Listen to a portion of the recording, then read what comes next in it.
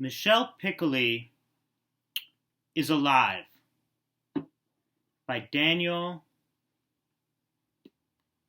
Felsenthal.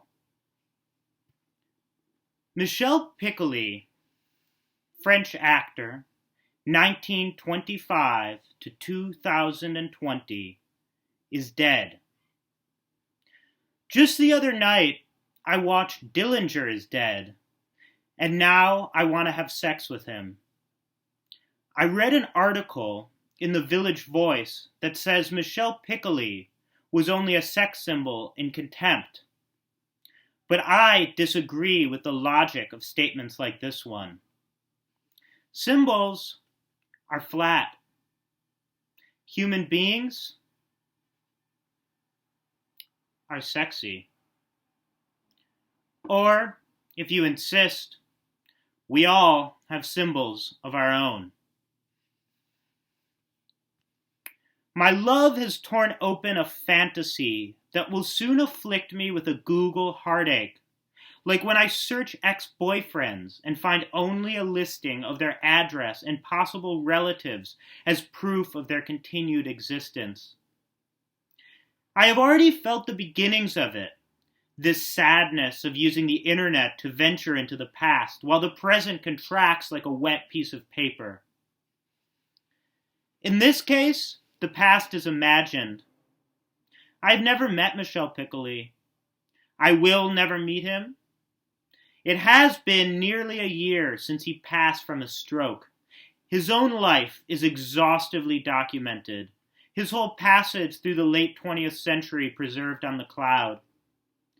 During the period when he was best known, Michel Piccoli was prodigiously talented, an increasingly overweight, bald actor with hair on his shoulders and back who always looked older than his years.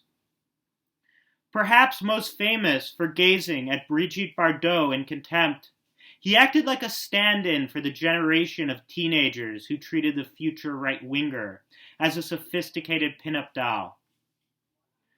Michel Piccoli, on the other hand, was a socialist.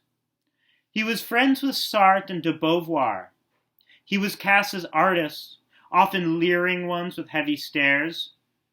More often, he was cast as seemingly unexceptional middle-aged men shot through with a strange beauty that seemed like a combination of perfect body hair placement, unironically unfashionable hair, and interpersonal charm. In this sense, he was always as much of a subject, or is the right word object, as Brigitte Bardot. Yet no one ever discussed Michel Piccoli as a sex symbol. And so, unlike Brigitte Bardot, no one ever tried to look like him. And it is for this reason that his beauty endures. In Michel Piccoli, directors saw someone paternal, sleazy, and credulous at once. He had a relentlessly erotic relationship with the camera, both because he lived inside his characters and also because he was a bit of a fuckboy who does that hetero male thing of lounging around in the buff while pretending to have no idea you're looking at him. Clip after clip can be seen on Xtube and Pornhub. In the French medical drama Maladie d'Amour, he takes a shower, his smallish, uncut cock waving above his balls, which are like baubles below his substantial 62-year-old belly. In 1981's Une étrange affaire, a young man walks down a hallway. Sound of someone pissing. Cut to Michel Piccoli. He shaves in front of a mirror, a running faucet, naked ass bared carelessly to the camera. In 1999's Paris Timbuktu, he becomes impotent and decides to kill himself. Why react so drastically, Michel Piccoli? Because you're a sweaty patriarch with a belly draped over your cock, like a blanket pulled up to the chin, who never even imagined learning the wonders of his own anus because he was too blinkered to think, what if I bottomed? Conveniently, a couple of older ladies save him from a suicide attempt, bending him over a bed while they treat the wounds on his ass. His face a rictus of pain, he looks like a man getting pegged, if you press pause. The video ends. I can't watch it another time.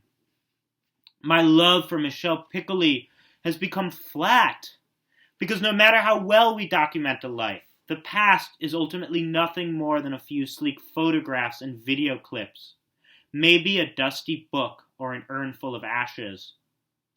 The past is a projector screen for our emotions and our experience. When I was 22 and dating a 61-year-old, I saw Mauvais Sang and was fascinated by the fact that Juliette Binoche was my age at the time of the film's release, and Michel Piccoli the age of my erstwhile boyfriend. I love you, Juliette Binoche hugs a shirtless Michel Piccoli from behind. Why won't you say you love me back? He will not say it, cannot. Michel Piccoli occupies a world in which the hair on his back and chest should be able to speak in his stead. Should I pin a centerfold of Michel Piccoli to my wall? Should I start an appreciation club? I have always thought that fandom was inherently one hair's breadth away from erotic obsession. Why am I drawn to men like this? Artists with the ability to play kind and lecherous at will? I console myself in my diary, where I catalog all of my steamy affairs. Michel Piccoli was an outspoken socialist. Socialist. I love you. I do believe his sense of justice and equality was strong. Things I like about Michel Piccoli. Hair placement and coloring, A+. Neck hair, love it. Beautiful spread of white, gray, and black, like someone designed his chest with a color chart. Balding pattern, A+. Keeps his hair long in the back with ringlets. Dick, A+. It's small, which contrasts with his sense of big dick energy. Name, A. Michel is a girl's name. Face, D+. Looks like he would step out of a cab wearing loafers, women on either arm, lead them to the bar and say, "What do you ladies want? Drinks are on me." Talent, A. Literally farted himself to death in Le Grand Bouffe. What era of Michel Piccoli would I most like to sleep with? 1985 or 1986? 1974 or 1971? The act of imagining this choice is so very depressing, and of course I must wonder if the way Michel Piccoli looked in reality had anything to do with the way he looks on screen. The more nude we are, the better the inhabitants of the future will remember us. Not like bolded terms in a textbook, but like smells. I write in order to transcribe the smell of sex while we hurtle toward death, so I can save men, not from dying, but from becoming history.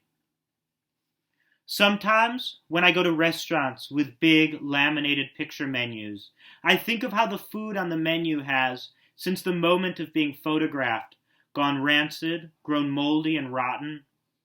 How sad, I think, that what I want has decomposed and died.